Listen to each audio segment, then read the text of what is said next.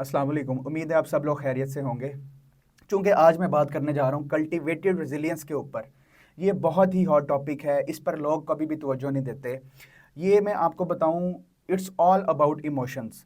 Emotions का बहुत role है हमारी ज़िंदगी में। जैसे हमारी ज़िंदगी में हमारे आईक्यू की इम्पोर्टेंस है, ऐसे ही हमें ईक्यू की भी इम्पोर्टेंस के बारे में पता होना चाहिए।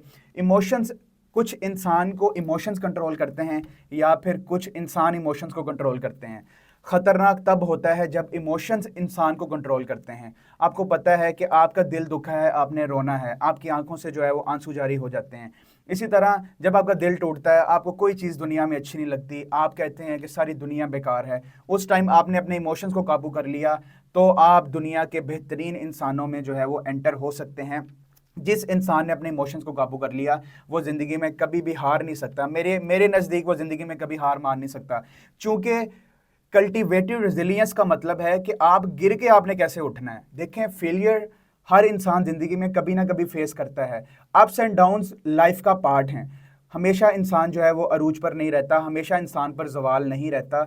इसी तरह वो कहते हैं ना कि ये दिन भी गुजर जाएंगे। अगर अच्छे हैं तब भी गुजर जाने हैं, बुरे हैं तब भी गुजर जाने हैं। आप यकीन करें, अगर इंसान ज़िंदगी में गिर के उठना सीख जाता है ना, तो उससे बेहतर जो है वो इंसान ज़िंदगी में कभी नहीं हो सकता। बजाय इसके कि अगर वो ज़िंदगी में फेलियर फेस करता है, अगर वो नाकामी फेस करता है, वो उस पर सारी ज़िंदगी जो है वो रोना धोना करे, अपनी किस्मत को दोष दे, अपने दोस्तों को दोष दे, अपने हालात को दोष दे। इसी तरह मैं एग्जांपल देता होता हूँ कि मिडल फैमिलीज़ जो हैं वो, उनके बच्चे हमेशा मिडिल फैमिली के ही क्यों रहते हैं, वो ज़िंदगी में कामयाब क्यों नहीं होते, 90% नहीं होते, क्योंकि उनको लगता है कि उनके हालात उनका कभी साथ नहीं देंगे। उनकी जो है वो, उनके पास पैसे नहीं है फीस देने के, उनके दिल टूटे हुए हैं और उन पर ज़माना बिल्कुल रहम नहीं करता। आप यकीन करें, उनमें से ही बच्चे जो निकल के ज़िंदगी में कामयाब होते हैं। आपने देखा होगा कि कुछ 60 साल की उम्र में कामयाब होते हैं, कुछ 50 साल की उम्र में कामयाब होते हैं। कामयाबी की कोई जो है ना वो टाइम लिमिट जो है वो डिफाइंड नहीं है। ये जब आपने हिम्मत करके कुछ कर लेना है, आपने ज़िंदगी में कामयाब हो जाना है। अगर आपने हिम्मत ही नहीं करनी तो आप ज़िंदगी में, मुझे बताएं, कैसे कामयाब हो सकते हैं। अपने अंदर कल्टिवेटेड रेजिलियंस लेके आना का ये मतलब है कि हमने एक अगर फेलियर फेस किया है, हमने उठना है, हमने उसको ओवरकम करना है। हमने उसी फेलियर में डूब के सारी जिंदगी नहीं गुजार देनी।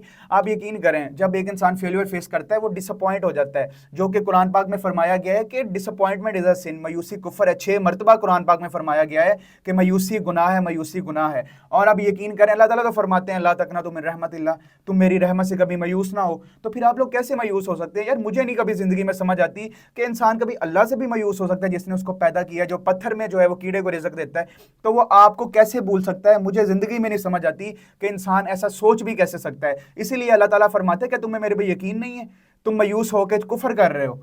तो प्लीज अपनी जिंदगी में इस जो है वो फितरत को अपनाएं, इस कल्टिवेटेड रेजिलियंस को अपनी लाइफ में रेगुलेट करें कि आपने गिर के उठना है।